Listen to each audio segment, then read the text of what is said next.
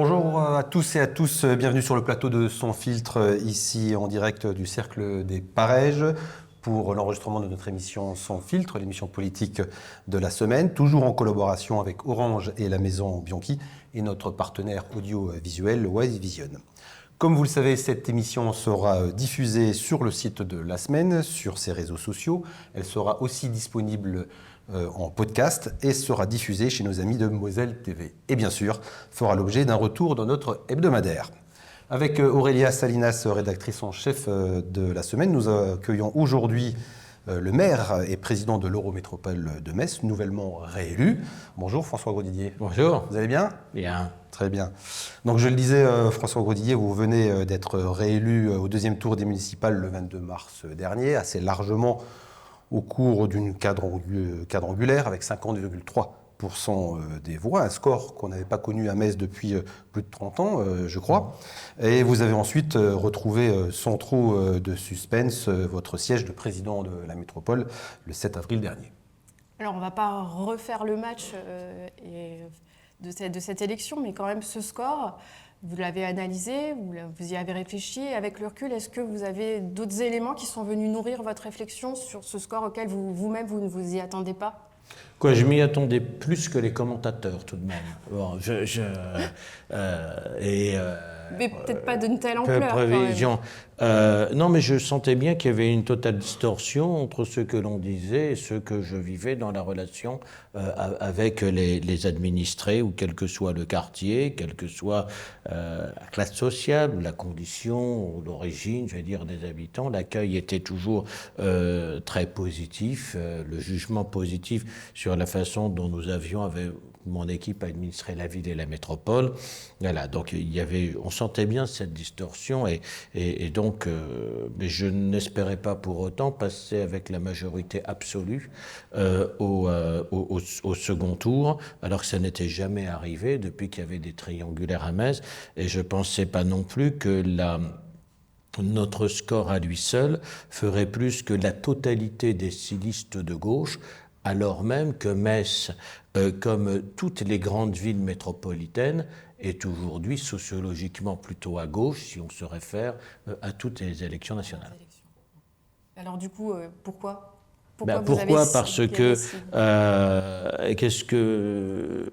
que nous avons bien rempli le contrat. Qu'est-ce que demandent les administrés ? C'est d'avoir des élus qui les écoutent, qui prennent en compte leurs vrais problèmes et qui apportent des solutions concrètes. C'est d'abord ça.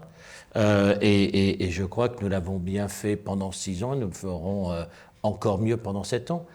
Et que les considérations de politique nationale n'ont pas pris le pas, même si elles existent et elles sont présentes, plus la ville est importante. Malgré tout, ce qui a fait la différence, c'est à la fois cette écoute, ce sens de l'action, cette sincérité aussi à la fois dans l'engagement et dans le propos.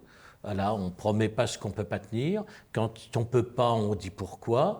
Là, on ne berce pas les gens d'illusions, mais en même temps, on fait preuve de la meilleure volonté pour trouver les solutions dans le contexte qui est. Et je crois que la compter d'abord, c'est la sincérité du propos et la sincérité d'action. Voilà. Et que ce qui fait douter les gens, ceux qui font qu'ils ne votent pas, ceux qui vont vers des votes extrêmes, c'est le sentiment parfois d'être trompé, d'être abusé, ou qu'on contourne les vrais sujets, ce qui n'est pas le cas avec nous. Voilà. Donc, je crois que c'est vraiment ce qui a fait la différence. Vous avez donc déjà été maire à Voipy, vous êtes un nouveau maire de Metz. Est-ce que c'est un mandat qui a changé ? Est-ce que c'est plus compliqué d'être maire aujourd'hui de ce que vous avez vécu précédemment à Voipy ? C'est surtout, chaque année, c'est plus compliqué d'être maire, oui. Parce que, pour plein de raisons. Si on les prend une à une, on a d'abord la complexité administrative. Voilà. Tout est devenu beaucoup plus compliqué. Pour les chefs d'entreprise, comme pour les élus locaux, comme pour tous les responsables. Aujourd'hui, on est soumis à des injonctions contradictoires. Tout le monde s'occupe de tout en étant responsable de rien. Le pouvoir n'est ni trop centralisé, trop décentralisé. Aujourd'hui, il est complètement atomisé, éclaté. Donc chacun peut empêcher ou ralentir. Mais personne ne fait réellement. Nous, on essaye, que je pourrais donner plein de cas précis sur le logement, l'urbanisme, la sécurité, quoi. Voilà, on est sans cesse dans une injonction contradictoire d'un État qui non seulement est impuissant, n'a plus les moyens de faire, là où il a encore le pouvoir de faire et il aurait même le devoir de faire, et d'un État par contre qui exerce à fond sa capacité à ralentir, à compliquer, voire à empêcher de faire, quelle que soit la bonne volonté de ses représentants. Voilà, j'ai une meilleure relation cible avec leurs représentants d'État dans le département, ça n'a pas toujours été le cas, mais quelle que soit la bonne volonté des uns des autres, le système est ainsi fait. Et vous prenez les politiques d'insertion et d'emploi, par exemple, les politiques d'urbanisme ou d'aménagement, tout est fait en fait pour que rien ne fonctionne et qu'il n'y a pas de lien entre l'accompagnement social et l'insertion professionnelle. D'urbanisme, on va parler du PLUI quand en fait le pouvoir qui est donné aux élus locaux en matière d'aménagement et d'urbanisme est complètement illusoire. Il appartient aux administrations centrales, qui est éclaté avec des autorisations administratives indépendantes, et avec un juge administratif qui est juge d'opportunité plus que d'égalité. Alors, on a ça, la complexité. Le deuxième sujet, c'est qui tient plus aux citoyens qu'au système. C'est une forme de repli sur soi, d'individualisme, d'irascibilité, de perte de l'esprit public et du sens du bien commun que l'on sent. Alors, ce n'est pas tout le monde, heureusement, mais c'est quand même une part grandissante de nos concitoyens. Et avec une forme d'agressivité qui se forme dans la société. Si on parle d'insécurité, c'est le grand banditisme, c'est le narcotrafic, mais c'est aussi les violences intrafamiliales ou les violences entre voisins. Voilà. Donc nous avons ça en plus. Nous avons aussi une baisse des moyens. Voilà, on annonce, on découvert en pleine campagne électorale qu'on allait encore perdre 3 millions d'euros à la métropole sur la compensation de la perte de la taxe professionnelle. On perd des moyens, comme l'université en perd, et il y a une forme de déni en plus de l'État qui fait semblant de comprendre, de ne pas comprendre pourquoi on peut se plaindre et qui demande toujours plus en faisant moins et en ne se remettant pas en cause lui-même. Et puis, il y a, quand je parle de complexité juridique, complexité de l'organisation, qui fait qu'on a une organisation complètement dingue. Lors de mon dernier déjeuner avec Jean-Marie Rouche, on parlait et il me disait son regret du non-cumul des mandats, etc. Et il m'expliquait quelle était sa puissance de frappe quand il cumulait. Et je lui ai sorti mon agenda, mon ordinateur. Mais il me dit, mais c'est pas possible. Il me dit, quand j'étais maire de Metz, me disait-il, président du district, président de la région, sénateur, puis président de plein d'autres trucs, voilà. Et bien, son agenda était moins chargé que celui du maire président de la métropole. C'est-à-dire que la réunionite, la comitologie, telle qu'elle est même assumée, aujourd'hui, est absolument chronophage et n'est pas efficace. Et ça tient à cet éclatement du pouvoir. Donc voilà, tout ça fait que c'est beaucoup plus compliqué d'être maire. L'un de mes plus grands regrets, c'est que nous ayons 16 maires sur 46 à la métropole qui décidaient de ne pas se représenter alors même qu'ils étaient en parfaite forme. C'était pas du tout en totale force de l'âge et qui étaient plutôt écœurés ou épuisés ou lassés par le système, et à la fois par en haut et parfois par les citoyens en bas. Alors, il y a quelque temps, ici à votre place, nous avions un politologue, Philippe Poirier, qui nous expliquait justement que cette impuissance un peu, ou cette complexité des maires face à l'administration et l'impuissance que pouvaient avoir les maires sur certains dossiers, d'avoir moins les commandes, expliquait aussi une moindre participation, c'est-à-dire que nos concitoyens se disent finalement le maire il n'a plus de pouvoir, il n'a pas assez de pouvoir, il ne peut pas changer la chose au quotidien parce qu'il est noyé dans tout ce que vous venez d'expliquer. Est-ce que vous pensez que c'est une des raisons aussi de l'abstention, que ça peut être une des raisons? En même temps, très souvent, quand les citoyens viennent nous voir, et moi je fais toutes les semaines des réunions publiques pour que les gens puissent me voir sans fil, pas leur sujet, très souvent c'est leur trottoir qui les intéresse et non plus le trottoir d'en face. Ouais. Et pour boucher le trou du trottoir, le maire a encore le pouvoir de faire. Le pouvoir de faire. Non, je crois que c'est un peu... je ne pense pas que les citoyens perçoivent autant que c'est nos difficultés à décider de choses, à régler des problèmes en raison de la complexité administrative. En revanche, il souffre du fait que nous ne puissions pas régler assez vite, certainement. Mais on ne distingue pas qui en est le responsable. Mais certainement, il y a une impuissance aujourd'hui du politique, une difficulté politique à régler des problèmes. Est-ce que les citoyens votent moins pour ça? On voit aussi le moindre engagement syndical, le moindre engagement dans les associations, la moyenne âge très élevée des bénévoles dans les associations. On a aussi un sujet sur l'engagement.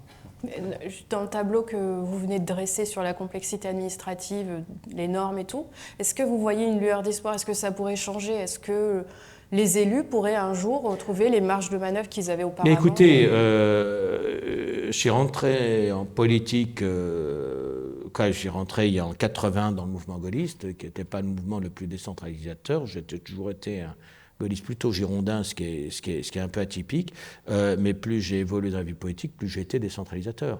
Moi, je crois, et personne n'en parle au plan national, on a un sujet énorme qui est là. Et je militerais même pour une république fédérale aujourd'hui, parce que, même si ce ne serait pas factuellement nécessaire, mais je pense que si la décentralisation et la subsidiarité ne sont pas garanties constitutionnellement, le système étatique fera que ça ne fonctionnera jamais. L'État fait tout l'État central, fait tout pour garder la main sur les compétences transférées. Et les annonces qui ont été faites, y compris sur la politique de logement et d'habitat. Je vous dis sur la politique de logement, aujourd'hui, on ne peut pas définir sans l'État la vocation d'une parcelle de terrain. Le Premier ministre semble aller vers ça. Il semble aller vers ça, je pense sincère, sauf qu'il n'a ni la majorité parlementaire ni le temps pour le faire. Ça pourrait être qu'un projet mandat pour les prochaines présidentielles. J'avais regretté que Valérie Pécresse, que j'avais soutenue, n'ait pas défendu ça à fond. On a eu Emmanuel Macron, premier président vraiment centriste qu'on a eu en France, mais en rupture totale avec la tradition du centre en France, qui était décentralisatrice et girondine. On a eu un techno-centralisateur comme président centriste. Le contraire de ce qu'il fallait. Bon. Donc,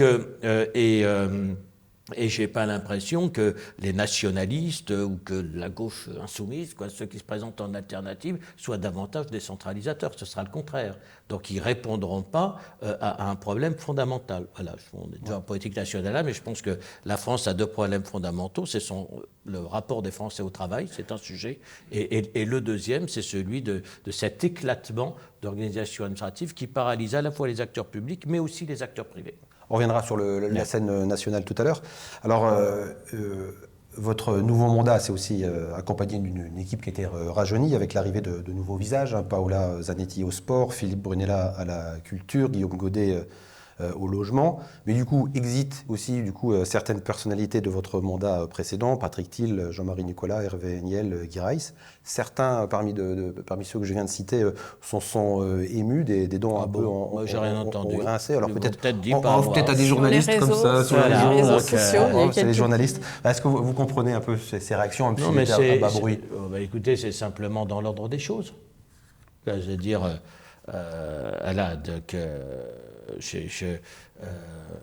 ça me semble pas raisonnable d'être élu à 80 ans. Voilà. On part pour un mandat de 7 ans. Et on n'est pas élu pour soi-même, on est élu pour les autres. Et élu, ça comporte énormément d'exigences. C'est même physique. Voilà. Donc, moi, je ne pense pas que je serai encore maire à 80 ans. On me laisse un peu de marge. J'ai un troisième mandat, je ne les aurais pas. Ça me laisse un peu de marge. Bon. Oui, Et après, l'institut, on peut être très utile à la collectivité. Autrement, Patrick Thiel continue son engagement dans des structures culturelles. Là, il a pris la présidente de l'association des musiciens de Pompidou, donc continuera à siéger.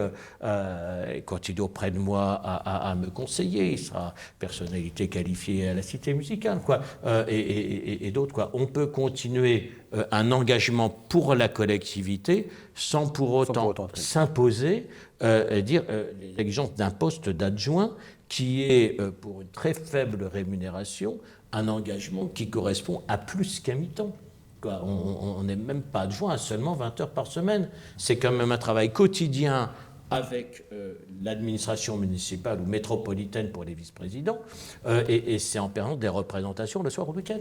Donc c'est un niveau d'exigence, vraiment c'est assez raisonnable, et puis chacun d'entre nous ne fait que passer. Hein. Donc il y a bien un moment, la retraite, voilà, on passe, donc c'est pour moi quelque chose de très naturel que de renouveler. D'ailleurs, j'ai quelques critiques parce que j'ai renouvelé. Qu'est-ce que j'aurais entendu si j'avais gardé intégralement la même liste ? Voilà, je pense que j'ai été d'autant plus critiqué parce que j'avais renouvelé qu'on s'apprêtait à me critiquer en pensant que je ne le ferais pas. Voilà. Alors juste pour ceux qui nous écoutent, ce que vous l'avez évoqué, si je ne m'abuse, donc à la fin de ce mandat, vous aurez 72 ans. C'est ça. Ouais. Voilà, c'était juste pour préciser. Donc vous pourriez refaire encore un mandat sans atteindre la barre, enfin, le seuil des 80 ans que vous avez vous-même fixé. 78, c'est bon, ça fait pas 78, ça passe. Mais on est deuxième mandat, on s'en reverra pour le troisième mandat. Juste si on plonge un peu, on aime bien ça, nous, dans les secrets, les arcanes du pouvoir. Comment vous décidez de qui va faire quoi de confier il y a des choses qui semblent évidentes, la culture à Philippe Brunella, qui est l'ancien président du musée de la Cour d'Or, d'accord. Mais par exemple, le logement à Guillaume Godet, comment ça se passe, ça Comment ça se passe, ces les décisions, tractations, comment vous constituez votre équipe comme un entraîneur de foot? Pour moi, ce n'est pas des tractations. Je n'ai pas de tractation. C'est l'avantage de ne pas être à la tête d'une coalition et d'être effectivement en position de force. Et c'est donc de pouvoir vraiment décider en fonction des capacités, des aptitudes de chacun. Voilà. C'est comme un chef d'entreprise, c'est-à-dire qui va essayer de placer la bonne personne au bon poste. Comme un entraîneur de foot. Donc c'est uniquement ça. Et en politique, il faut tenir compte bien sûr à la fois des connaissances, de l'expertise, mais aussi de la capacité d'écoute, de l'empathie, du sens du dialogue sur les fonctions. Faut pas exactement les mêmes fonctions, les mêmes qualités pour s'occuper des finances que pour s'occuper des ressources humaines, ou des ressources humaines que pour s'occuper de la culture ou de la sécurité. Voilà. Et il y a à la fois des expertises techniques, mais aussi des qualités humaines. Je prends par exemple, pour s'occuper du troisième âge, des personnes handicapées, d'habitat inclusif, faut une empathie exceptionnelle qu'on ne va pas forcément demander à des personnes qui sont dans des responsabilités plus techniques. Donc voilà, donc, ce sont les qualités intrinsèques de chaque personne qui, pour moi, permettent j'ai constitué une liste et j'accorde les délégations en fonction des qualités pour être le plus efficace possible au service des administrés. Point. Là, ça y est, le deuxième mandat a commencé, donc les conseils ont commencé aussi. On avait un peu parlé de vos oppositions, puisque vous avez de fortes personnalités face à vous. Je pense à Bertrand Merz, le socialiste, à Charlotte Leduc, l'insoumise, et au SCN Antistedt, le Rassemblement national. Comment ça se passe dans les faits, les premiers conseils? Est-ce que vous êtes face à ce que vous attendiez finalement, ou est-ce que vous êtes surpris par...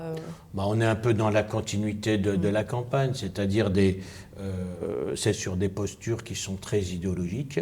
D'ailleurs, c'était 3 listes politiques très, très revendiquées. C'est pas leur faire injure que de dire que ce sont d'abord des listes partisanes. En tête avait même les photos de M. Bardella sur ses propres affiches.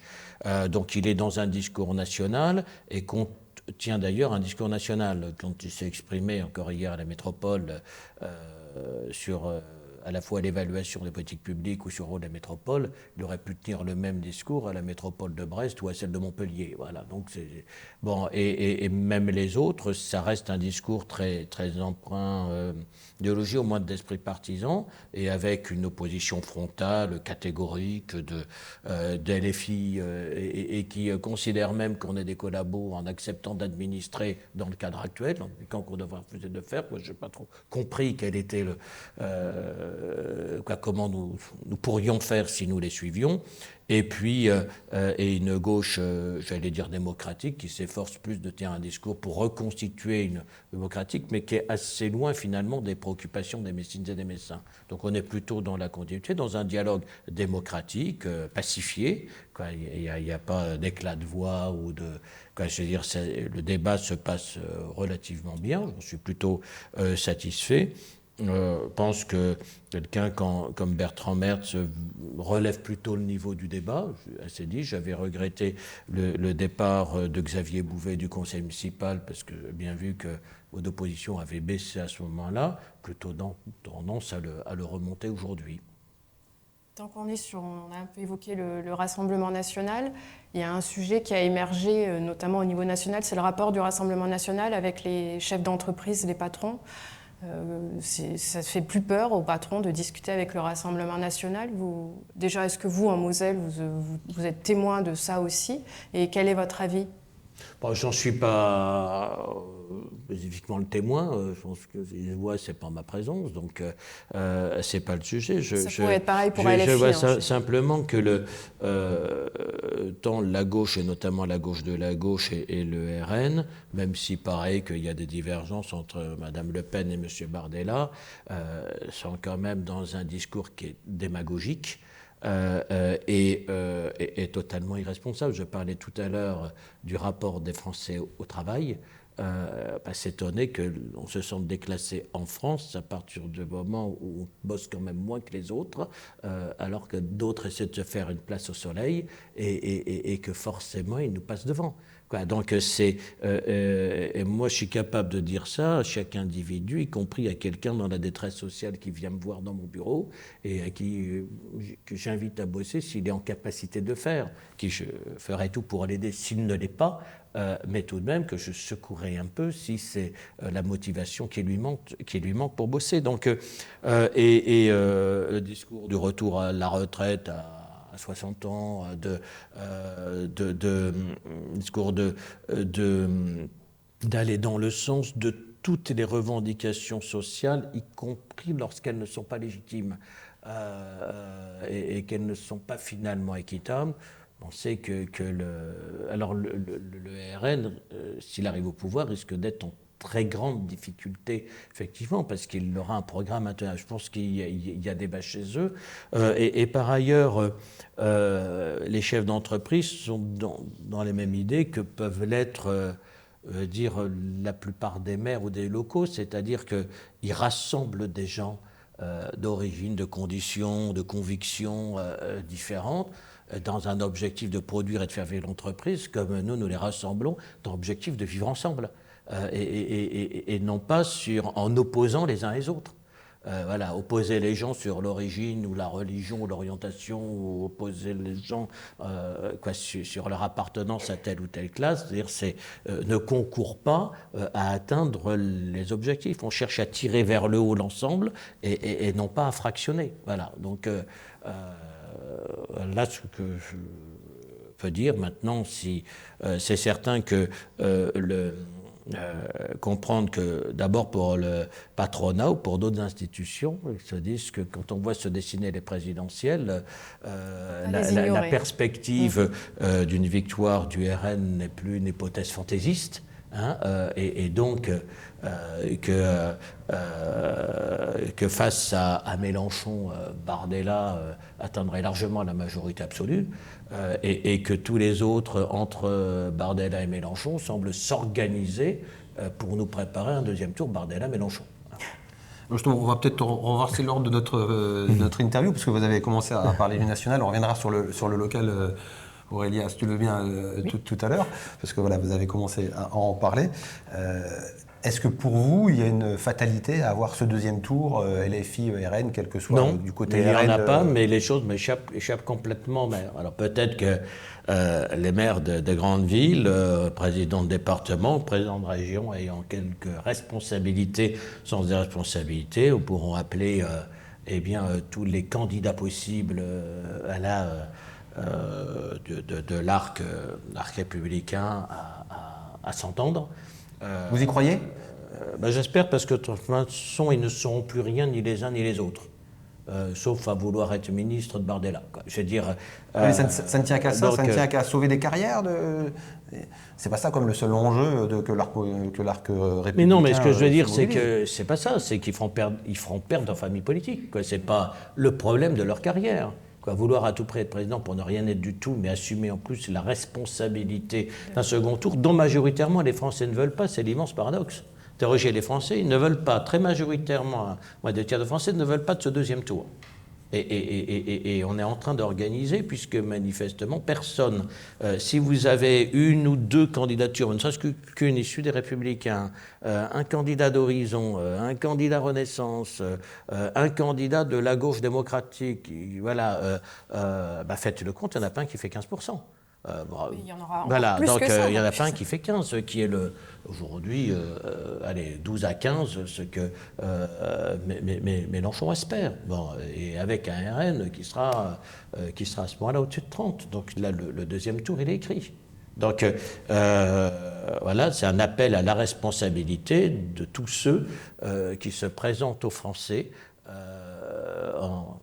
même en se disant aptes à présider la République. Et finalement, il faut mettre comme une personnalité pour encore Mais quel serait vous vous vous posez la question, pour vous, le candidat idéal qui permettrait de réunir... On verra. On va voir à ce moment-là, c'est celui qui peut à la fois se dégager dans les sondages, c'est quand même un indicateur relativement fiable et qui a des capacités. Alors, des capacités d'homme d'État, moi, dans ce que je vous cite, ils en ont tous davantage. Vous citez personne pour l'instant. Non, mais attendez, que vous prenez Retailleau, Xavier Bertrand, Édouard Philippe, Attal, et même si je prends à gauche les trois prétendants au moins, Glucksmann, Hollande et Cazeneuve, tous ont plus de qualités intrinsèques individuellement que n'en ont Bardella et Mélenchon.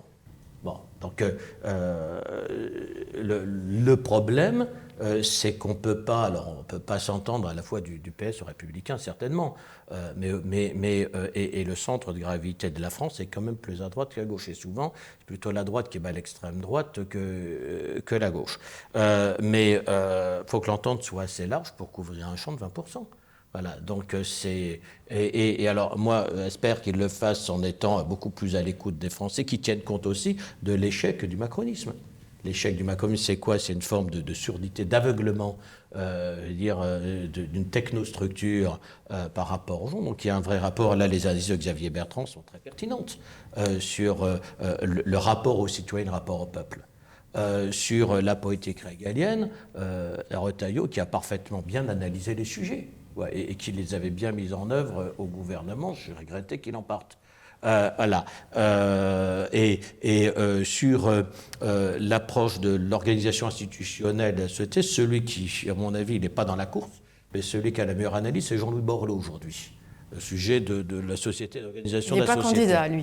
Il n'est pas candidat, je regrette même, mais ça en fera un de plus. Mais il faudrait que tout le monde se mette d'accord, mais en tout cas qu'il soit dans le débat. Parce que celui qui a le mieux perçu aujourd'hui la faiblesse de la France par son organisation, où le colbertisme a été la force de la France et aujourd'hui est sa faiblesse, certainement Jean-Louis Borloo. Bon, voilà, donc j'attends de l'ensemble des responsables, qui s'attendent. Et s'il n'y a pas une prise de conscience à un moment, et autour de quelqu'un qui se dégage et les autres qui acceptent de le suivre plutôt que de chacun vouloir tenter sa chance d'être président de la République, on aura le deuxième tour entre les deux extrêmes. Et j'ai pas envie qu'on se retrouve, même regardez ce que sont devenus les États-Unis. Aujourd'hui, vous êtes ou wokistes ou trumpistes. Je veux dire, alors que pendant longtemps, on a loué cette démocratie, la plus ancienne démocratie moderne et la plus solide. Finalement, il n'y avait pas... je veux dire, on ne changeait pas de société quand on passait des républicains aux démocrates. Il y avait quand même un large consensus, il y avait des alternants, sensibilités différentes, et aujourd'hui, le genre de raison en modéré semble ne plus exister entre les deux. Et la France est en train de suivre ce modèle. Ouais, je ne souhaite pas que ce soit... Mais ce qui est terrible, je le redis, 2/3 des Français ne souhaitent pas un deuxième tour entre les deux extrêmes. Donc c'est à tous les responsables, tous les prétendants entre les deux de savoir s'entendre. Et alors, les maires de grandes collectivités, on pourra peut-être le leur rappeler, mais ce n'est pas nous qui ferons la décision. Voilà. Justement, si les élus ne prennent pas leurs responsabilités, est-ce que les citoyens les prendront en faisant le vote utile dès le premier tour? Certainement, je l'espère, on verra. Mais je crains que si l'offre est trop riche, malgré tout, ça suffise Ça pas. ne suffit pas. Et est-ce que vous croyez éventuellement à l'émergence, l'apparition d'un candidat issu de la société civile? Il y a Non, le patron ça, de Fonte c'est- Leclerc qui on parle de, voilà, ou d'autres. Non, pas du tout. Non, mais c'est des trucs qui marchent jamais. Et puis, je dis, en 2017, non, puis je suis désolé, même Macron, qui d'ailleurs se présente toujours comme un homme qui n'est pas un homme politique, a en partie échoué parce qu'il n'était pas un homme politique. Parce que un politique qui réussit, c'est d'abord quelqu'un qui sait écouter les gens. C'est quoi un politique? C'est d'abord le représentant des citoyens. Quand vous représentez les citoyens, vous commencez par les écouter. Mais quand vous n'avez évolué que dans la banque, dans la haute administration, etc., vous n'avez pas du tout été formé à ça. S'il avait eu davantage de capacité d'écoute, voilà, comme l'a eu Jacques Chirac, on peut faire ce qu'on veut à Jacques Chirac, à François Mitterrand, à Hollande ou à Sarkozy, mais à un moment, il savait écouter les gens. Après, le problème, c'est souvent l'isolement du pouvoir une fois qu'on y est. Mais quand vous n'avez même pas pris l'habitude d'écouter les gens et qu'on vous a raconté depuis l'enfance que vous êtes de toute façon le plus intelligent et que vous aviez raison, ça prédispose pas du tout à cette écoute qui est nécessaire quand on est au pouvoir. Donc, et ça, c'est le grand échec. Et ça fait le jeu des extrémistes et des populistes. Donc, faut aussi tenir compte de cet échec-là. Donc, ce n'est pas la poursuite du macronisme, au contraire. Faire ça, c'est assurer la victoire du Rassemblement national. Puis il faut retrouver ces profils d'hommes qui ont été maires, qui ont été présidents de conseil départemental, qui savent ce que c'est que de gérer une ville, un département, une région. Ils savent ce que c'est aussi et d'écouter les gens. Voilà. Vous citez plusieurs présidents. Il faut à la fois tirer vers le haut, il faut avoir une vision, mais on ne fait jamais le bonheur des gens contre non plus. Et surtout les grands défis, je parle du travail. C'est pas facile de dire aux gens qu'il faut plutôt travailler un peu plus qu'un peu moins. On parle de la transition écologique qui est nécessaire et qui parfois emporte, mais c'est pas pour autant les mettre dans la nasse et ne plus leur permettre de faire le plein de voitures pour aller bosser. Donc c'est quand même tenir compte des réalités humaines pour pouvoir avancer. Si on fait pas ça, on se plante. Je veux dire. Alors justement, vous parlez de transition environnementale, ça nous permet de revenir sur des sujets un peu plus locaux et immédiats, parce qu'il y a quelques minutes, il y a une heure, vous teniez une conférence de presse à 10h sur les mobilités douces, notamment, je crois, d'après ce que j'ai compris, sur le développement, pour permettre le développement du vélo, sans refaire la conférence de presse, parce que c'est pas l'objet, mais quelles sont les deux mesures que vous avez annoncées ce matin? Non, mais on a annoncé le programme de mai en vélo, mais parler plus généralement de la politique des transports. Et là encore, la politique des transports, ça consiste à quoi? D'abord à rappeler que la mobilité est un droit. C'est-à-dire que tous ceux qui, au nom même de discours écolo, contestent le droit de nous déplacer, expliquent qu'on doit rester à la maison ou rester en véhicule et pas se déplacer, ne seront jamais entendus. Droit à manger, à être éduqué, à être logé, mais aussi un droit à se déplacer. Et parfois une nécessité quand c'est pour aller bosser. Donc, et qu'on doit être capable d'y répondre. Alors, pas dans la gratuité totale, tout a un prix, y compris les mobilités. Tout le débat sur la gratuité des transports en commun. Aujourd'hui, nous sommes devant un grand défi qui est écologique, de la transition écologique des transports, et en plus, physiquement, tout le monde ne peut pas, tous ceux qui ont vocation à venir en ville ne peuvent pas tous venir en voiture individuelle. Il n'y a pas assez de place. Bon, c'est bête, mais c'est comme ça. Donc, nous devons au maximum encourager à la fois les transports en commun, et mieux que les transports en commun, les mobilités qu'on dit douces et actives, c'est la marche à pied, déjà, mais ce n'est pas une grande ville, donc plus de la moitié des déplacements se font à pied, on ne le dit pas assez, il faut que ça soit de façon sûre et équitable, à commencer par moi-même. Et j'encourage le vélo avant même d'encourager les transports en commun. Et sans pour autant interdire, couper messe de la voiture, comme on voulait le faire avec les élèves. Donc le vélo avant les transports en commun? Bien sûr, bien sûr. Et pour ça, je suis totalement opposé à la gratuité intégrale des transports. C'est déjà gratuit aux 3/4 les transports en commun, puisque c'est subventionné aux 3/4 par la collectivité, on ne dit pas assez. Mais la marche sur les courts trajets, mais autrement le vélo sur les trajets un peu plus longs est infiniment souhaitable. Le transport en commun, c'est pas parce qu'il est collectif qu'il est forcément vertueux. Et davantage que le vélo. Le vélo ne pollue pas, les transports collectifs polluent. Donc le vélo est bon pour la santé, alors surtout le vélo mécanique, le vélo électrique, mais le vélo électrique rend plus accessible le vélo, surtout dans une ville comme Metz. Je comprenais parfaitement que Jean-Marie Roche ait toujours considéré que le vélo n'était pas une solution. C'était avant l'apparition du vélo assistance électrique. Mais c'est une ville de collines, donc c'est pas le pays plat. Donc le vélo n'était pas possible en pratique de masse avant l'apparition du vélo assistance électrique. Aujourd'hui, tout a changé. Qui est cher aussi, qui n'est pas à la portée de toutes les bourses non plus. Pas avec nos vélomesses et nos Graolib. Donc, et pour moi, c'est important que le vélo assistance électrique ne soit pas cher et soit accessible à tous, et plus facilement encore que les transports en commun, ou aussi facilement. Et c'est pour ça que nous le subventionnons, même proportionnellement moins que les transports en commun. Mais la priorité, elle est d'abord au mode doux. Effectivement, j'ai assez répété, on a fait 3 fois plus de pistes cyclables sous le précédent mandat que sous le mandat qu'avant 2020. On a mis en place ce Graolib et on va encore intensifier sur ce mandat. Donc la priorité, c'est d'abord là. Mais c'est quand même moins facile à un certain âge, c'est moins facile en hiver, donc il faut bien sûr qu'on raisonne sur un mix, donc on continue à renforcer les transports en commun, mais avec non pas l'idée de la gratuité, d'une massification qui fera ce qui s'est fait partout ailleurs avec la gratuité, qu'on ait des piétons et des cyclistes qui prennent les transports en commun. L'idée, c'est de faire basculer des automobilistes sur les transports en commun. Et tout le pari de la ligne C du Métis, c'est celui-là. D'abord, il s'adresse à Montigny ou à Marly, qui sont des populations beaucoup moins captives des transports en commun que celles de Voipu ou de Metz-7, aux extrémités des lignes A et B du Métis. Et si aujourd'hui ils ne les empruntent pas, c'est pas pour une raison financière. Ça coûte moins cher quand vous habitez Marly, que vous travaillez à Metz, de prendre le bus que de prendre sa voiture, si vous comptez l'essence, l'amortissement, le stationnement.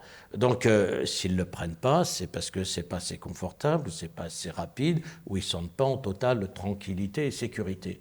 Donc c'est l'amélioration qualitative qui fera qu'on pourra augmenter le nombre d'usagers des transports en commun et diminuer le nombre d'automobilistes. Et la ville doit rester accessible à ceux qui viennent de plus loin et qui peuvent ne venir qu'en voiture. Et je ne veux pas que la ville se coupe, je ne défendais pas non plus, l'idée des ZFE, c'est de mettre un centre-ville sous cloche, voilà, où vivent les bobos, et qui est coupé du reste du territoire. Une métropole doit être ouverte sur tous les territoires. Donc vous l'avez dit, les transports en commun sont encore pas tous décarbonés. Et ça mais le sont progressivement, avec un mix hydrogène électrique. Alors, est-ce que vous pouvez nous dire où on en est des transports en commun à hydrogène le matériel est commandé, ouverture de la ligne, effectivement. Donc, on est aujourd'hui le projet suit totalement son cours de la ligne C du Métis. Les premiers véhicules à hydrogène vont arriver très rapidement, pourront même être mis en service sur d'autres lignes. Et également, nous avons la première benne à ordures ménagères à hydrogène, et nous en avons aussi en électricité. Là aussi, j'ai essayé depuis 6 ans de montrer l'exemple, donc sans poser de restrictions aux usagers, mais par contre, systématiquement, nous avons acheté du véhicule ou hybride ou électrique, maintenant à l'hydrogène, à la fois sur les véhicules de service, les véhicules de servitude, les transports en commun, les bennes à ordures, pour contribuer à la lutte contre la pollution de l'air, qui est un vrai sujet. Mais auquel ne répondait pas du tout le modèle complètement technocratique et antisocial des ZFE, et auquel on peut répondre de façon très concrète par la conversion de nos propres véhicules. Tous les bus de la ligne C seront hydrogène. Oui. Et ensuite, la bascule se fera petit à petit sur les lignes A et B. Pour l'instant, nous ne pourrons pas les passer à l'hydrogène parce que nous n'avons plus aujourd'hui de fabricants de véhicules de 24 mètres, donc à 3 rames, sur l'hydrogène avec l'électrique. Donc Donc il faudra qu'il bascule dans ce cas-là sur l'électrique, qui supposera, il y a un débat sur le coût, en fait les véhicules hydrogène sont 50% plus chers que les électriques, mais ça permet d'en avoir moins et moins de chauffeurs, puisque quand on va passer à l'électrique sur la ligne C, la ligne A et B, plutôt ça renchérira forcément les coûts.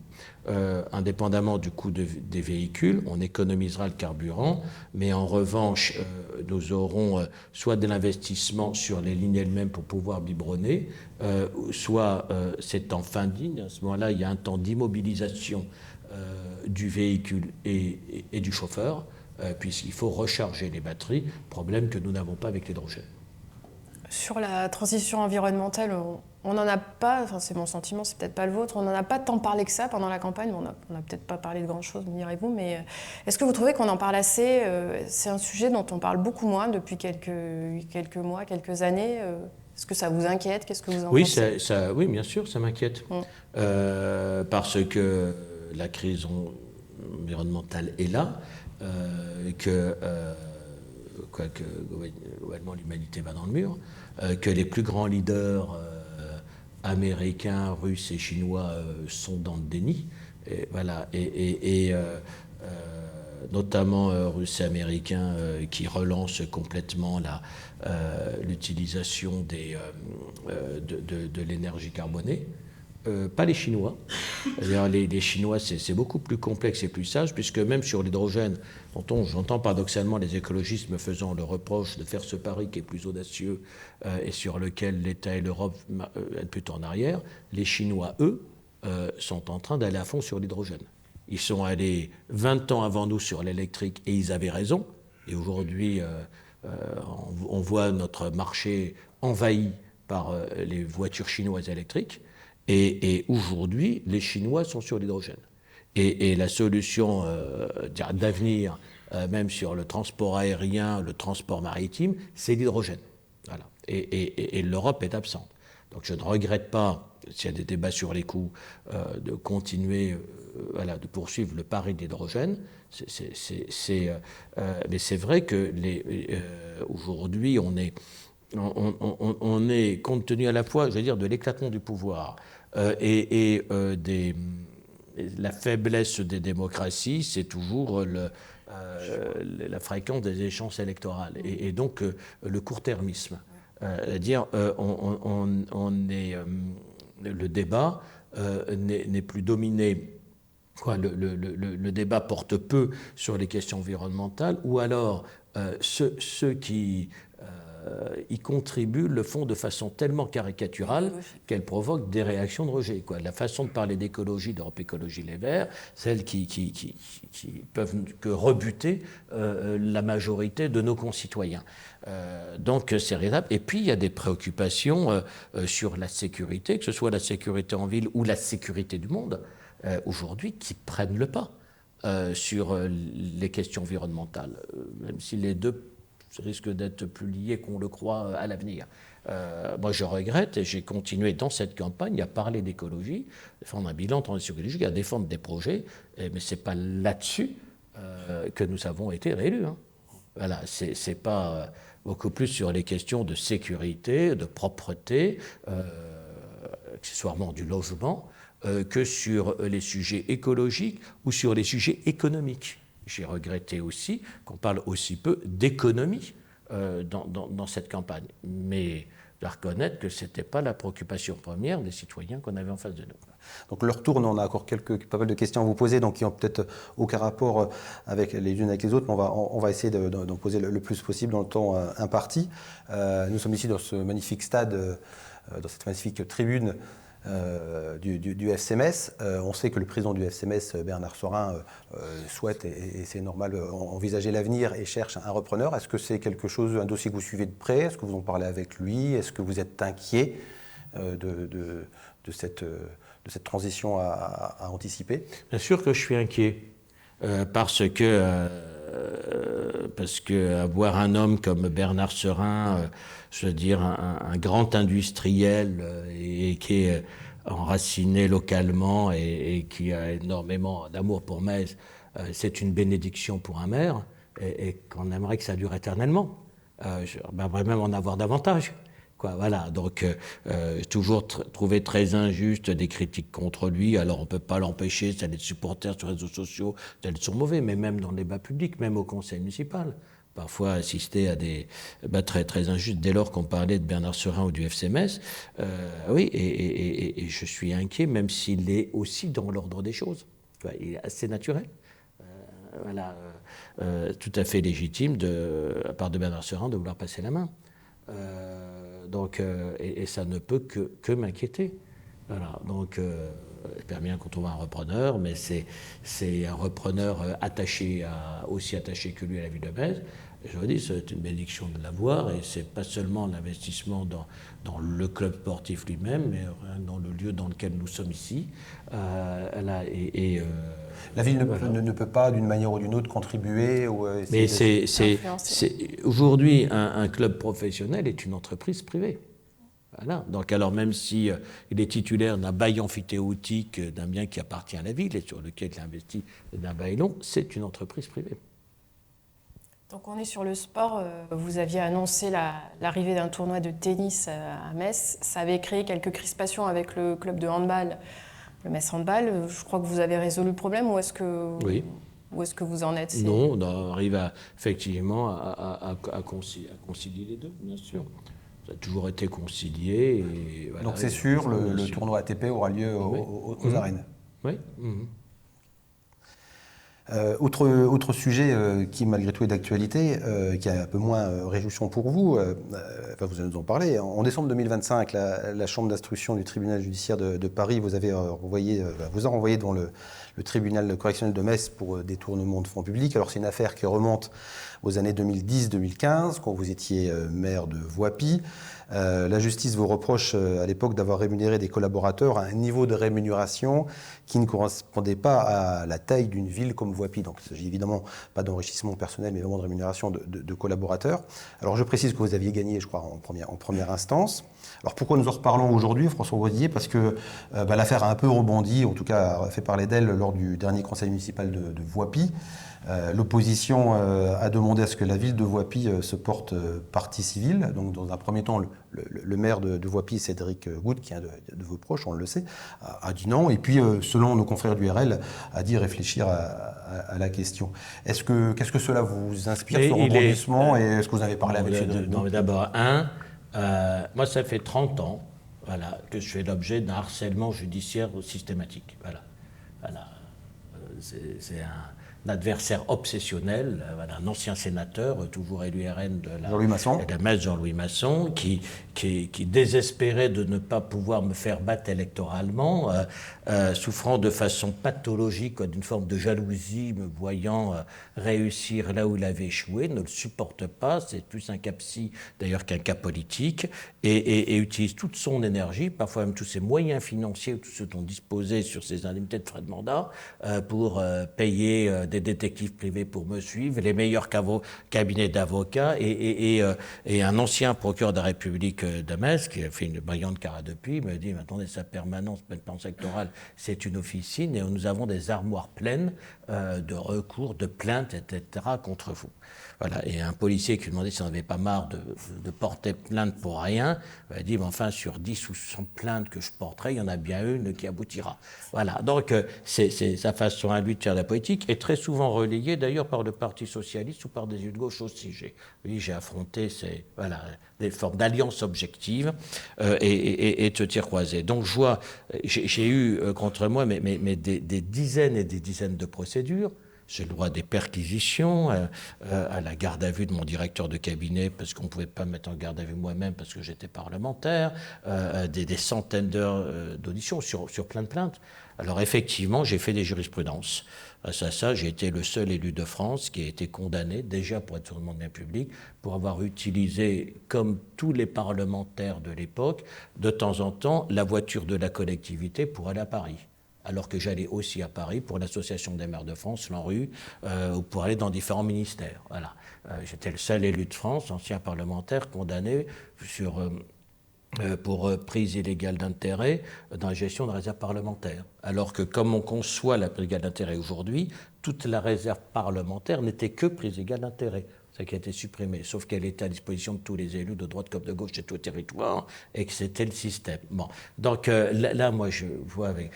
Et toutes ces nombreuses procédures ont toujours abouti à la conclusion, mon patrimoine étant passé au scanner, tous les marchés publics étant analysés, que je ne m'étais jamais mis indûment 1 euro dans la poche. Et là, l'affaire, c'est quoi? C'est que la ville de Voipy, quand j'arrive en 2001, fait 12-13 000 habitants, à 2/3 des populations en zone urbaine sensible, et qui peuvent compter double dans le compte de la strate administrative de population, et qui, compte en double, permet de rémunérer le directeur général des services, les cadres de la mairie, au niveau de plus de 20 000 et non pas de moins de 20 000, et ils me le demandent. Et c'était parfaitement légitime, compte tenu de la surcharge de travail et du travail très exigeant que je leur demandais. Donc, nous délibérons pour ça, en répondant aux conditions de fond, il n'y a pas de problème. C'est transmis à la préfecture et à toutes les autorités de contrôle, et pendant 12 ans, on fonctionne sur ce système. Heureusement qu'on n'a pas revu les indemnités pour autant. Et 12 ans après, Chambéja des Camps dit « non, il fallait un arrêté préfectoral, la délibération ne suffisait pas ». Et donc, ils ont trop gagné puisqu'il n'y a pas eu d'arrêté préfectoral. Et voilà aujourd'hui ce qu'on me reproche comme détournement de fonds publics pour avoir salarié, des salariés qui le méritaient et auxquels on répondait aux questions de fonds sur une erreur administrative. Et une carence qui est aussi celle du préfet de l'époque ou du sous-préfet, qui, lui, n'est pas renvoyé devant le tribunal correctionnel. Bon, moi, je vois les choses avec beaucoup de sérénité. Et quant à la position de la ville de Voipy, elle est totalement légitime. Attends, elle ne connaît pas le dossier. Une des choses, c'est qu'elle puisse le connaître. Et on ne peut pas le connaître si on n'est pas partie civile. Ça reste de vérifier si j'ai créé un préjudice pour la commune ou pas. Et de demander ou pas, voilà. Mais on l'avait déjà même fait, constitution de partie civile de la ville de Voipy, alors que j'en étais le maire moi-même et que l'affaire me concernait, sauf qu'on avait délégué un adjoint pour exercer la partie civile. Dans la mécanique judiciaire, c'est totalement normal. Ce que peut-être Cédric Goutte ne savait pas quand... dire de façon impromptue, l'opposante amie de M. Masson du Rassemblement national, Mme Burgue, lui a posé la question. Question sur la région. Où vous siégez avec Jean-Louis Masson, d'ailleurs, qui est un fervent... Pas dans le même groupe. Non, mais dans le même hémicycle, en tout cas. Qui, lui, est un fervent partisan de la sortie de l'Alsace du Grand Est. Vous, non, je crois. Comment est-ce que vous regardez ce débat qui n'en finit pas? D'abord, je n'étais pas un partisan du Grand Est. Moi, j'étais partisan de l'excellente réforme qu'avait fait adopter Nicolas Sarkozy du Conseil territorial, qui crée le même élu pour le département et la région, un peu comme on a les mêmes élus à la commune et à l'interco, qui évitait tout doublon, et qui faisait que la même assemblée aurait traité au niveau régional les enjeux stratégiques, l'économie, l'enseignement supérieur et la recherche, les grandes infrastructures, tout en restant au niveau départemental pour les collèges, les EHPAD, donc pour tout ce qui réclamait de la proximité. Bon, Hollande a balayé tout ça, et à l'époque est revenu au modèle ancien. Et quand on lui a reproché, notamment à Bruxelles, de découdre une réforme qui permettait de gagner de l'argent, et qui en plus conservait la proximité, on a dit je vais faire mieux, mais sur le modèle européen. Il a retenu du modèle européen que des grandes régions. La taille. Voilà, la taille, mais pas les compétences, ni les budgets. Donc on n'a pas le 10e de budget par habitant des Länder ou des régions belges. Bon, et la Sarre est un land qui est plus petit que le département d'Abruzzel en population et qui a beaucoup plus de moyens. Donc, effectivement, c'est pas un bon système, la réforme Hollande. On a mis 4 ans à construire la région Grand Est. La question, c'est de savoir aujourd'hui, c'est s'il faut qu'on repasse 4 ans à la démonter et à revoir. On est le seul pays qui passe son temps à revoir ses institutions, ses collectivités, etc., plutôt que de s'intéresser aux problèmes de fond. Pour vous assurer que quand on fait l'un, on ne fait pas l'autre. Donc, il vaudrait mieux faire évoluer, moi je rêverais plutôt que ces grandes régions demeurent, mais avec des compétences qui leur donneraient une vraie légitimité, c'est-à-dire les compétences non régaliennes de l'État. C'est dans ce sens qu'il faudrait aller. que le service public de l'emploi, formation, que l'enseignement, que même que l'aide réelle, que tous les sujets d'aménagement et d'urbanisme ne soient plus entre les mains de l'État central, qui devrait se concentrer sur le régalien et sur le stratégique, et laisse ça aux régions, quoi. Moi, je préférais, mais je ne suis que maire de Metz, hein, je suis ni parlementaire ni au gouvernement, je préférerais ça. Aujourd'hui, je suis pas. Je pense qu'on a mieux à faire que de faire et défaire en permanence nos institutions. Donc c'est pas pour moi la priorité. Moi, je suis concentré sur d'autres choses. Mais vous estimez qu'elle a fait Je suis pas. Ce serait à refaire. Je le referai. La région Grand Est, je ne le referai pas certainement. Vous pensez qu'elle n'a pas fait ses preuves? Il y a la région Grand Est, elle est utile aux Lorrains, par exemple. Elle a des avantages sur certains sujets.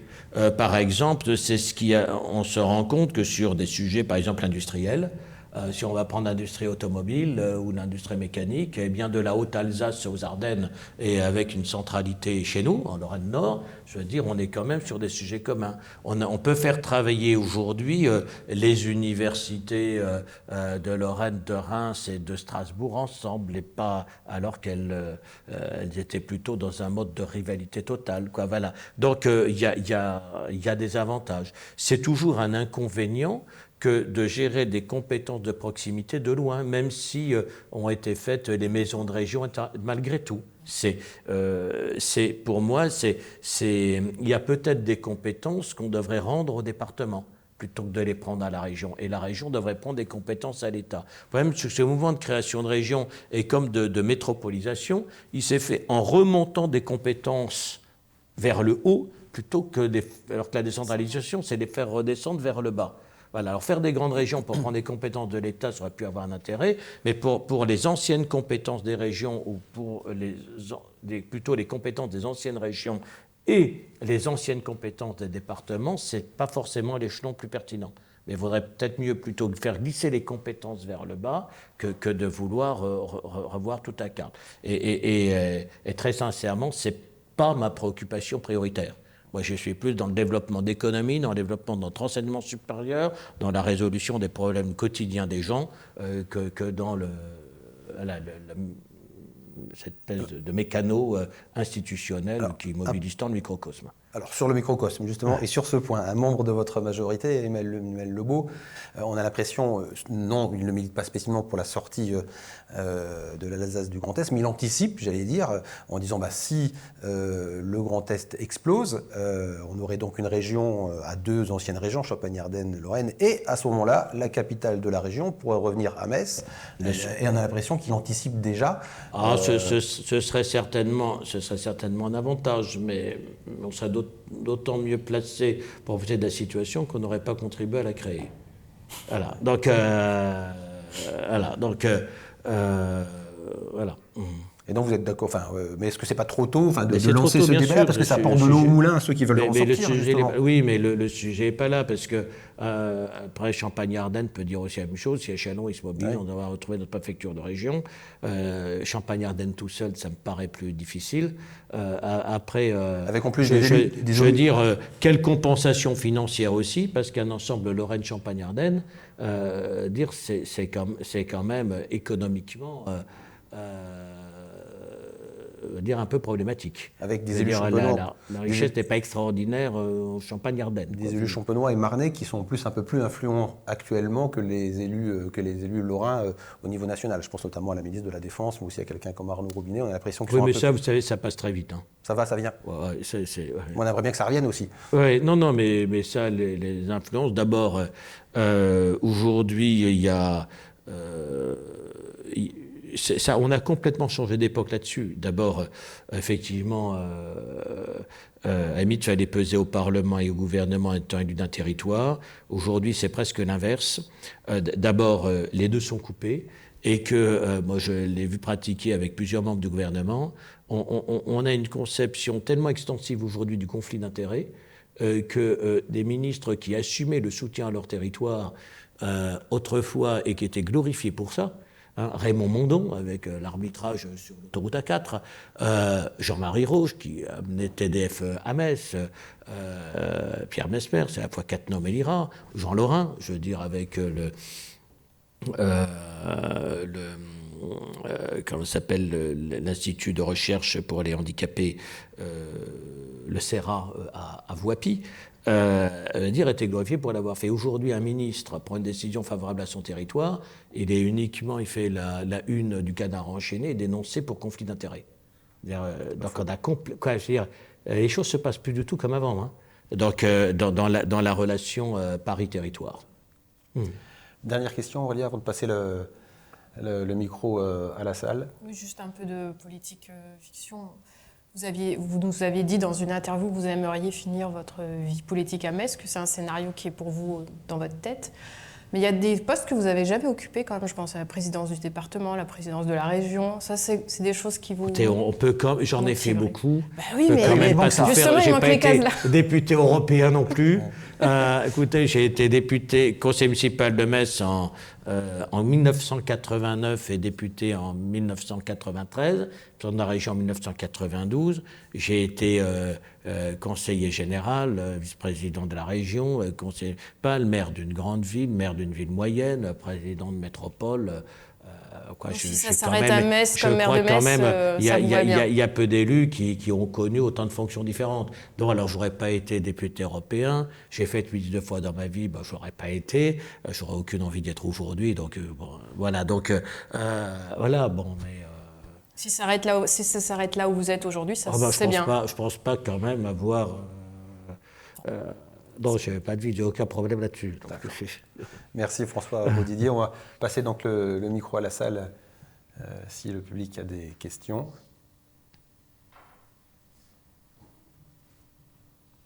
Personne ? Ici ? Non ?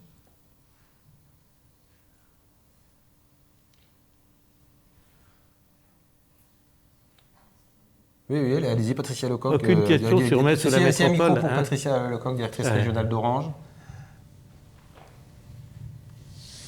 Bonjour, Monsieur le Président. On s'aperçoit que le numérique transforme la vie des habitants.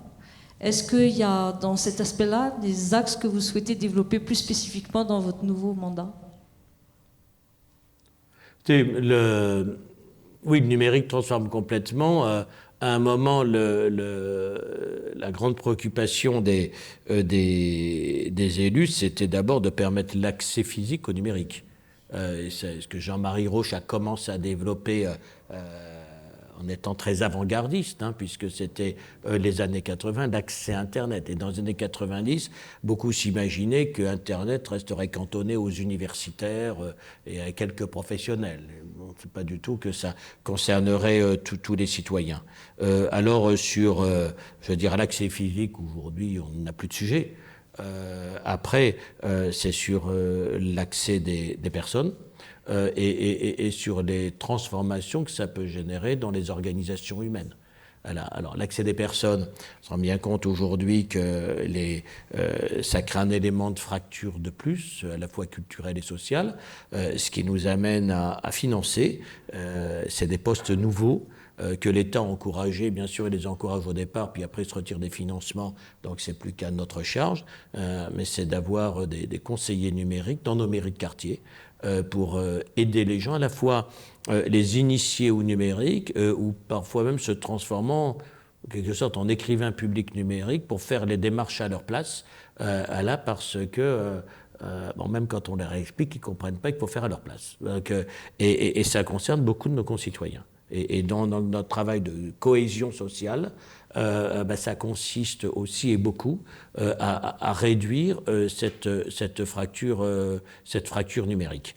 Après, ça change radicalement en mode d'organisation et ça, il faut qu'on le suive. Au sein même, ça peut nous aider à être meilleurs et plus performants, y compris l'utilisation d'intelligence artificielle. Alors parfois, les fonctionnaires, ils sont contre quand ils pensent que ça peut menacer leur poste, mais ils l'utilisent quand même sans le dire. Vous l'utilisez ? Vous êtes utilisé très peu, un peu quand même, mais très peu. Mais j'ai découvert que beaucoup de mes collaborateurs ou de fonctionnaires le faisaient, mais ne le disaient pas, ne le revendiquaient pas. C'était toujours plus valorisant de faire croire qu'on fait soi-même ce qu'on fait par l'IA. Et puis des fois que l'employeur pourrait se dire qu'on n'a peut-être pas besoin de 4 postes, mais que 3 suffirait puisque l'IA fait toute une partie du boulot, il ne faudrait quand même pas qu'il le sache trop. Mais dans les faits, c'est ça. Mais ça peut aussi permettre effectivement d'économiser certains postes. Alors chez nous, de toute façon, on n'aura jamais trop de policiers municipaux, ni trop d'ATSEM dans nos écoles maternelles. Donc, les postes que je gagne ailleurs, je veux dire, répondent à un endroit, ils peuvent répondre à des besoins ailleurs. Donc, je serais ouvert à toutes les utilisations même aujourd'hui, du numérique d'une part et de l'IA. Mais le numérique a aussi nous aide dans nos relations avec nos administrés. Aujourd'hui, vous avez n'importe quel... Vous avez un lampadaire dont l'ampoule est morte à un nid de poule quelque part, de dépôt de déchets, qu'on n'a pas vu, n'importe quel désordre sur la voie publique, et c'est l'appli ConnectMess, on prend la photo, on la renvoie, on l'a dans les services. Moi, j'ai la traçabilité, on peut traiter le sujet, et ça s'est rajouté efficacement à ce qu'on avait déjà qui était à l'OMS, ou ce qu'on peut faire là, avec le contact humain dans nos mairies de quartier. Donc, ça peut aussi faciliter la relation entre l'administré et la collectivité pour avoir rapidement les réponses appropriées. Voilà, et donc, alors le dernier sujet qu'on peut avoir et qu'on doit avoir, c'est peut-être comme il y a 40 ans, c'est d'essayer d'anticiper bien davantage et de créer un écosystème à la fois entre les entreprises innovantes et les structures d'accompagnement, ceux qui ont des idées, les structures de recherche aussi, pour essayer d'être plutôt à l'avant-garde qu'à l'arrière-garde dans une position suiviste. Et je pense que sa messe a vraiment vocation à le faire, à retrouver un rôle d'avant-garde, de mairie, de blockchain, je pense que est là dans une relation intéressante entre le public, le privé, tous les acteurs. Merci. Notre question, oui, au milieu de la salle. Alors, on va vous passer, voilà, vous avez un micro. Bonjour. Étant propriétaire du Clos de Longeville à Longeville-les-Metz, je vois passer le mezzo tous les jours, de plus en plus rempli. Donc bravo déjà pour cette initiative, c'est vrai que c'est intéressant. Est-ce que vous envisagez d'aller plus loin avec le mezzo et pour combien de temps va durer le mezzo? Parce que c'est vraiment un réel succès, quoi. Alors c'est la navette fluviale, hein, c'est ça. Navette fluviale, pour pardon. préciser. C'est la navette fluviale électrique. Alors qui a été trop controversée, curieusement très critiquée par les écologistes, c'est le mode le plus écolo de transport possible, puisqu'on utilise l'eau, c'est pas du goudron, et les bateaux sont électriques. Donc, et c'est un grand succès. Alors, on a commencé par simplement une liaison entre Longeville-les-Metz et Metz. Donc, c'était assez court, mais ça a immédiatement suscité un vif intérêt, une forte fréquentation. Alors, c'est été dansé en disant, mais ce n'est pas du vrai transport en commun parce que c'est peu utilisé pour les trajets pendulaires. D'abord, les transports en commun ne sont pas utilisés que pour les trajets domicile-travail. Dans toutes les grandes villes touristiques, les touristes prennent aussi les transports en commun, quoi. Paris, les touristes prennent le métro. Donc, c'est pas trahir la vocation des transports en commun que de l'ouvrir aux touristes, mais ça a permis aussi effectivement un usage ludique. Énormément d'habitants de la ville, de la métropole, ont découvert Metz vue de l'eau. Ça a démocratisé, popularisé l'accès à l'eau, qui autrement n'était permis qu'aux sportifs, aux propriétaires de bateaux eux-mêmes, ou alors aux groupes organisés, des croisières sur la Moselle, mais qui ne permettaient pas d'approcher si près du centre-ville. Nous l'avons étendu aujourd'hui à Sichazel et à Moulins-les-Metz, déjà. Donc nous avons davantage de trajets pendulaires et de gens qui l'utilisent. On a une utilisation extrêmement faible dès la fin octobre. Donc effectivement, l'activité n'est que saisonnière. On a du mal à avoir une activité soutenue toute l'année, mais même des villes comme Nantes ou comme Bordeaux qui ont ces mêmes modes de transport en commun ont une extrêmement faible fréquentation sur la période hivernale. Donc on va déjà jusqu'à Moulins. Est-ce qu'il faut aller jusqu'à Ars? On s'est posé la question. Fait tout de suite beaucoup plus loin et sur Ars, il y a une concurrence bien moins agréable, pas sur un plan touristique, mais sur le plan fonctionnel du chemin de fer, de la gare. Donc on n'était pas convaincus, mais ça reste une option ouverte. Comme reste aussi ouverte une option, on va étudier de l'utilisation du canal de Jouy, parce que ça permettrait de desservir Montigny-les-Metz, Moulins-Saint-Pierre, jusqu'à l'Actis Sud. Mais on a deux sujets qui sont la solidité des berges, voilà, et comment avoir des berges qui ne s'abîment pas avec la navigation tout en les dénaturant pas en posant des pales planches tout le long des berges et en enlevant les arbres, ce serait quand même dommage. Et l'autre sujet sur lequel on travaille, c'est la réouverture des écluses au plan d'eau. Quand on arrive au plan d'eau, là où certains imaginent, je vais dire, des bains à la fosse de l'Écluse, je trouve ça plutôt glauque, mais enfin chacun ses goûts. Et on a fait une belle plage aujourd'hui sur le plan d'eau lui-même, et une plage avec du sable en plan incliné, qui est quand même plus agréable, mais nous sommes en train d'étudier la remise en service de ces écluses. Merci. Peut-être une dernière question. Oui, André Boussert. Encore une autre question. Vas-y André, après on... Moi j'ai tout mon temps. Pardon ? Moi j'ai tout mon temps, donc... En tout cas, merci pour la présentation et surtout le comparatif entre les difficultés des chefs d'entreprise et des maires, parce que c'est vrai que dans les deux cas, et je peux en parler puisque je pratique les deux, on croule sous le travail administratif. Donc, et également le fait qu'on a très peu parlé d'économie pendant ces élections municipales. J'espère qu'au présidentiel, on arrivera un peu plus à s'imposer.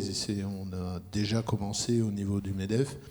Mais moi, j'avais une question au niveau des marchés publics. C'est comment on pourrait faire pour injecter davantage de préférences métropolitaines dans les appels d'offres? C'est là où, je veux dire, on est quand même un pays de fous. Alors là où l'Europe a une certaine responsabilité, mais je dis très relative, parce que les autres pays européens savent faire mieux que nous. Je dirais même sur un plan infrarégional, je trouve que les Alsaciens font mieux que nous. Pas comment ils font, ils ne le disent pas. Et d'ailleurs, s'ils le diraient, ils auraient vite des ennuis judiciaires. C'est aussi le paradoxe. Aucune préférence locale n'est autorisée. Donc pour assurer la loyauté de la concurrence, mais c'est érigé tellement en dogme que même quand vous mettez des dispositions objectives qui peuvent justifier, par exemple l'impact carbone, vous prenez des risques. Je reprends par les affaires judiciaires. D'un côté, vous avez la loi Egalim qui impose un certain nombre de circuits courts dans la restauration scolaire. C'est-à-dire la ville de Metz est la seule ville de Moselle à respecter scrupuleusement la loi Egalim. Bon. Et quand sur le marché de l'achat de l'hydrogène pour la ligne C du Métis, on passe un marché dans lequel on inclut dans les clauses l'impact carbone, à l'hypothèse où un fournisseur serait à Montpellier ou à Brest et nous livrerait des bonbonnes depuis Montpellier ou Brest. On fait pas, on développe en même avec les surcoûts la motricité hydrogène pour avoir un effet positif sur l'environnement et donc pas pour faire venir l'hydrogène de très loin. Eh bien, ça m'a valu une plainte pour favoritisme. J'espère qu'elle ne prospérera pas, mais toujours des mêmes. Parce que en mettant cette clause, forcément, je favorisais l'UM. Voilà, ou en tout cas la société de projet formée entre l'UM et John Cockerill pour produire de l'hydrogène à Metz. Et ça vient à Qui a la été fois créé- des écolos d'extrême droite. Qui a été créé pour ça. Voilà, et qui a été créé pour ça, mais qui peut marcher ou pas marcher. Un autre qui produirait localement peut y répondre. Nous, on l'a fait pourquoi? Parce qu'on n'avait pas d'offre locale. Et que le but, c'est bien de faire un circuit court local qui est vertueux. Et bien, on s'expose à un risque pénal en le faisant. Voilà. Donc, et c'est effectivement complètement absurde. Voilà. Donc, mais malgré tout, on essaie intelligemment, voilà, en objectivant bien, essayer à travers l'impact environnemental de favoriser ça. Mais vous savez, même en bâtiment, quand vous prenez une maîtrise d'œuvre, au moins, bon, quand l'équipe a plusieurs membres, il y a des locaux et des nationaux, mais si vous prenez qu'un national, si vous prenez un maître d'œuvre unique et que vous le prenez à Paris ou à Bordeaux, vous l'aurez moins souvent sur le chantier que s'il est à Metz. Hein, Oui, monsieur le maire, la France est un désert médical à 87%. Metz ne déroge pas à la règle. À Metz, 9% des médecins n'ont pas de médecin traitant. Ce pourcentage se monte à 16% à Borny. Alors la question que je vous pose, allez-vous encourager la création de nouvelles maisons médicales? Oui, le problème, c'est pas seulement de faire les maisons, c'est d'avoir les médecins dedans, mais ça passe par faire des maisons quand même. Alors, on a, pour avoir plus de médecins sur Metz, il faut, si possible, que nous formions davantage de médecins au Mosellon que leur permettons d'accéder aux études de médecine. Donc nous avons conforté, même la métropole a investi, a soutenu l'université de Metz sur la première année de médecine. J'aimerais bien arriver à un premier cycle complet sur Metz en médecine. Alors, dès la première année, c'est déjà important parce que c'est la plus haute marche à passer. De passer la première, c'est plus facile voilà, de passer les suivantes ou même de faire des sacrifices financiers pour la famille pour aller dans la deuxième. Donc, ensuite, alors, il y a plus de chances d'avoir des médecins à Metz si on a plus de médecins de Mosellan qui s'y forment, mais aussi si on a plus de médecins qui terminent leurs études à Metz. Parce que les études étant très longues, souvent on commence à construire sa vie à la fin de ses études. Et quand on commence à la construire chez nous, d'où l'importance de l'accueil des internes. Et là, on essaie de mettre le paquet avec le CHR Metz-Thionville sur l'accueil des internes. Et puis, d'où l'importance aussi d'aboutir, enfin, même si c'est long, très progressif, à l'universitarisation du CHR Metz-Thionville. Ensuite, il faut effectivement que nous investissions dans l'accueil. Alors, globalement, malgré le numerus clausus, on n'a pas moins de médecins, aucun médecin qui a 50 ans ou même 20 ans. Sauf que la nouvelle génération de médecins travaille 2 fois moins que la génération qui part. La réalité, elle est là aussi. Et que quand tout le monde ne veut bosser que 35 heures, et parfois même 28, et veut ou son mercredi ou son vendredi, et c'est pas que dû à la féminisation, comme je l'entends parfois dire. C'est garçon, c'est exactement la même chose.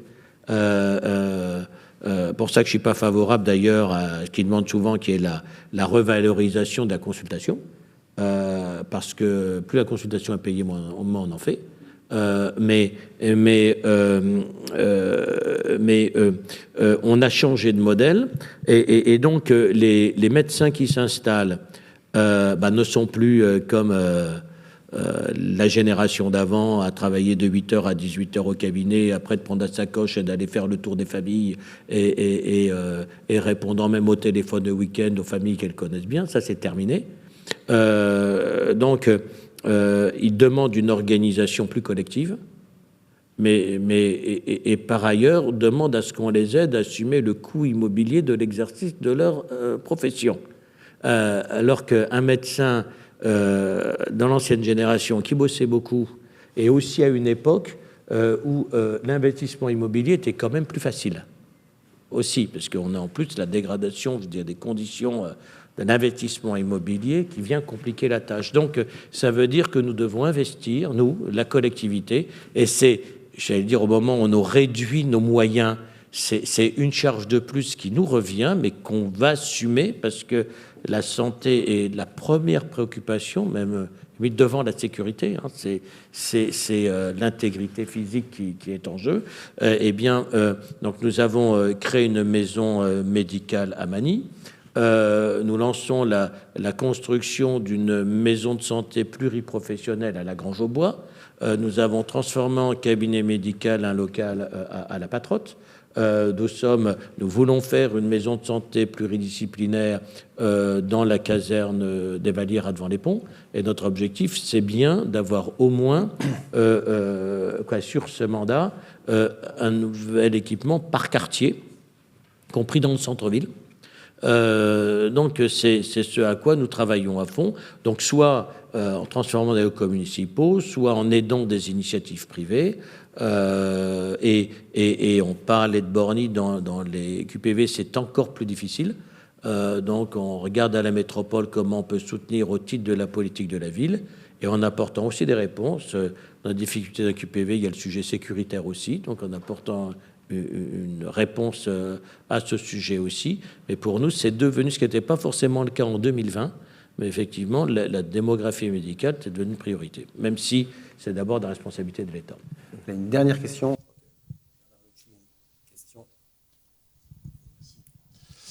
Oui, Monsieur le Président, merci pour ces analyses. Une question sur le territoire. Nous avons la chance, je crois que c'est une chance, d'être sur un territoire qui est très large. Et quand je parle de territoire, je parle de bassin d'emploi qui va de Metz à Thionville, avec une continuité quasiment urbanistique tout le long, avec des interférences importantes, et avec en plus, je crois, une chance supplémentaire d'avoir la proximité des frontières, et notamment du Luxembourg, même si ça peut représenter quelques inconvénients quelquefois.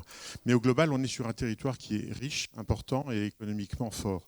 Ne pensez-vous pas qu'une coopération plus grande entre les différentes EPCI qui peuvent composer ce territoire, sans imaginer une métropole qui serait énorme, mais est-ce qu'une coopération plus importante sur des compétences qui me semblent importantes, et en tout cas importantes pour le développement de ce territoire, notamment la mobilité, l'attractivité et l'économie, est-ce qu'on ne peut pas imaginer, je sais que la mobilité notamment, on est limité du point de vue des possibilités en termes de compétences aux EPCI, mais est-ce qu'on ne peut pas imaginer une coopération plus grande pour faire de cette proximité de tout ce territoire riche économiquement une vraie force, et à côté des frontières que nous avons?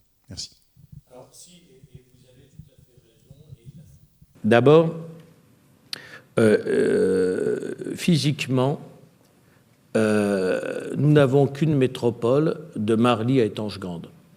C'est-à-dire que la réalité physique, c'est que nous sommes conurbés maintenant sur tout l'axe Metz-Thionville, et y compris avec les ramifications Orne-Fench.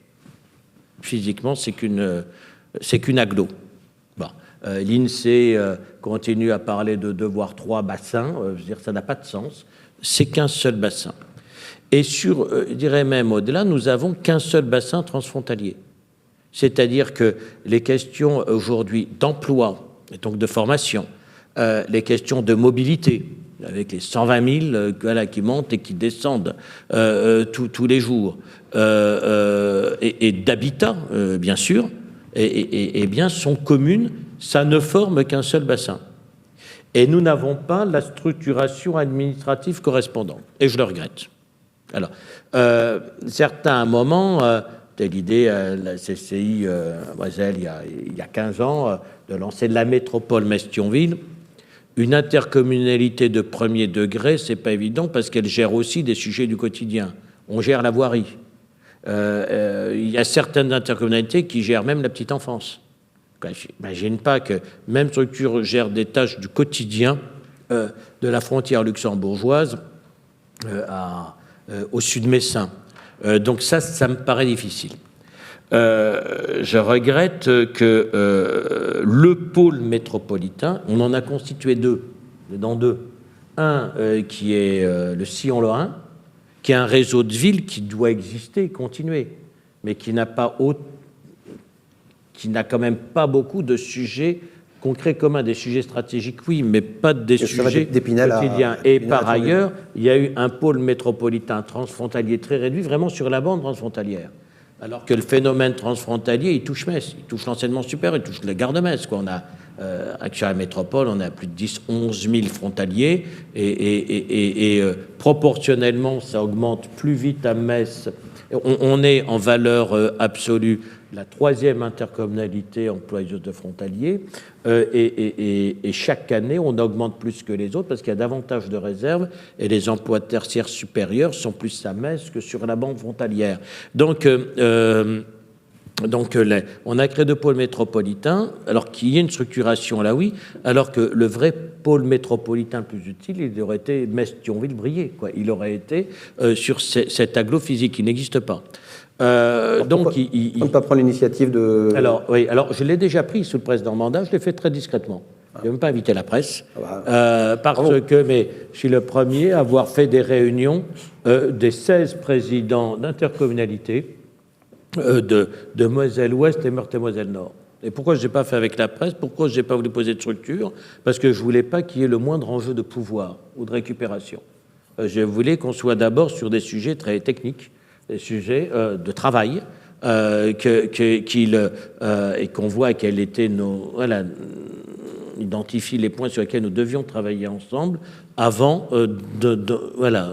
Donc, et sur ce mandat, on t'en vient bien poursuivre. Les échéances sont à 7 ans maintenant, au plus loin. Il y aura peut-être moins d'enjeux. Il ne faut surtout pas qu'il y ait le moindre enjeu de pouvoir, mais nous devons y travailler. Comme nous devons bien et mieux travailler avec le Luxembourg. Alors, c'est compliqué parce que c'est un État. Moi, je travaille très bien avec la ville de Luxembourg, quasiment toutes les semaines, dans le cadre du Quatropole, Metz, Luxembourg, Trèves, Sarrebruck. Mais on est sur les sujets municipaux. Et après, sur plein de sujets où je suis même déjà à la métropole, chez eux, ça peut concerner ou l'État au Luxembourg, le Land en Sarre. On est... ça devient beaucoup plus compliqué. Mais nous devons... nous avons l'immense chance, je le dis, d'avoir la proximité du Luxembourg. Effectivement, ça pique des salariés à certaines entreprises. Et on dit on forme pour eux. Oui, certes. Mais on forme surtout pour les salariés. Moi, je préfère avoir des travailleurs frontaliers que des chômeurs dans la ville.